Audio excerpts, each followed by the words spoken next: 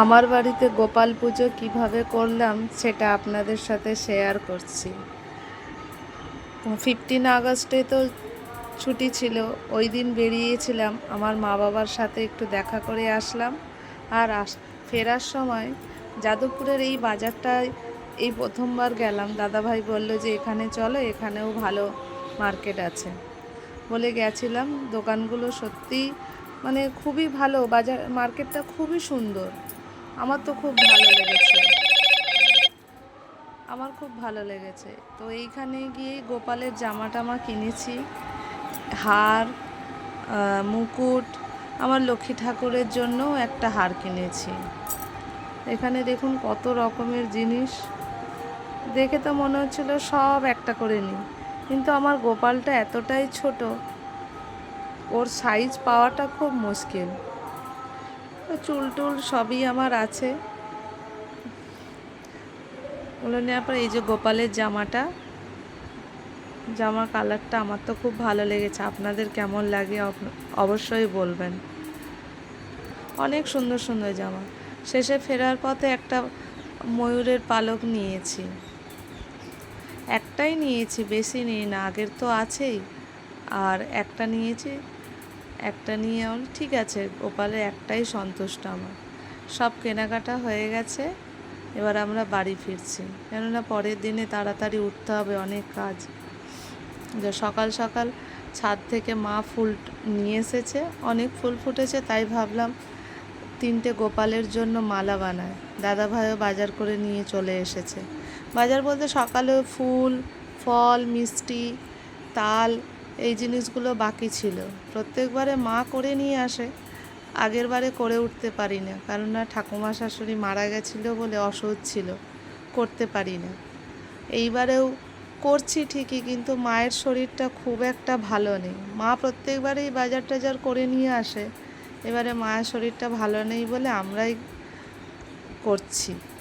আর বাবু আমার সাথে একটু হেল্প করে দিচ্ছে, ফল টলগুলো ওই ধুয়ে এনে দিয়েছে। বললো মা আমি তোমার সাথে একটু হেল্প করে দিই, ঠাম্মার তো শরীর খারাপ। দুপুরে তাড়াতাড়ি খাওয়া দাওয়া মিটিয়ে নিয়ে নারকেলের নাড়ু বানাতে বসেছি। বাবুকে ঘুম পাড়িয়ে এসেছি, ও যদি জেগে থাকে মাথা খারাপ করে দেবে। দাদাভাই ওইদিকে ঠাকুরের জায়গাটা রেডি করছিল, আর এইদিকে আমি মায়ের সাথে হেল্প করছিলাম। পায়েস বানানো চলছিল, আর ওইদিকে আমার দাদাভাই এইদিকে সব বানাচ্ছে, ঠাকুরটা রেডি করছে, আর আমরা এদিকে মা মেয়ে দুইজনে লুচি ভাজছি, আমি বেলে দিচ্ছি। তার মাঝখানে মা যদিও যেটুকু করছিল তার মধ্যে মায়ের আঙুলটা গেছে কেটে। সব হয়ে গেছে রেডি। এই দেখুন গোপালের জন্য সমস্ত কিছুই রেডি হয়ে গেছে। ফুলের একটা মালা আনা হয়েছে, ফুলগুলো গোপালের কাছে সাজিয়ে দিচ্ছি। শেষে সন্ধ্যাবেলা বিকালের দিকটায় কেকটা আনা হয়েছে। তো গোপালের জন্য কেক, যেহেতু জন্মাষ্টমীর দিনে এগলেসই নিয়ে আসা হয়েছে।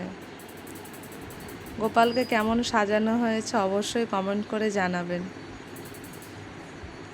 ফল টলগুলো কেটে একটা থালার মধ্যে আগে গোপাল সোনার জন্য তুলে দিয়েছি সমস্ত কিছু, বাদবাকিটা নিচটাই রেখেছি।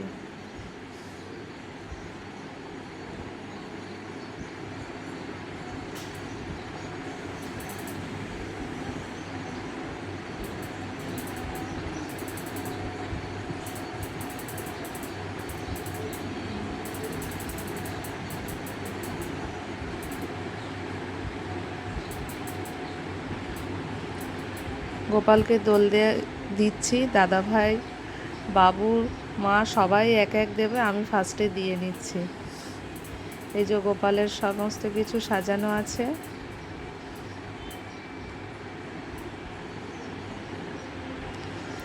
মা দোল দিচ্ছে। এই যে স্টিলের থালাটা দেখতে পাচ্ছেন কমলাভোগ, ওটা আমার অর্চনা পিসি এই ভোগটা আমাদেরকে দিয়েছেন।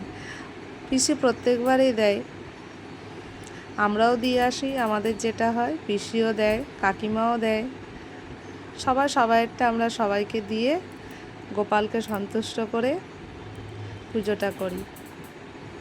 যে বাবুও আমার শেষে দোল দিয়েছে, আমার বড় গোপাল।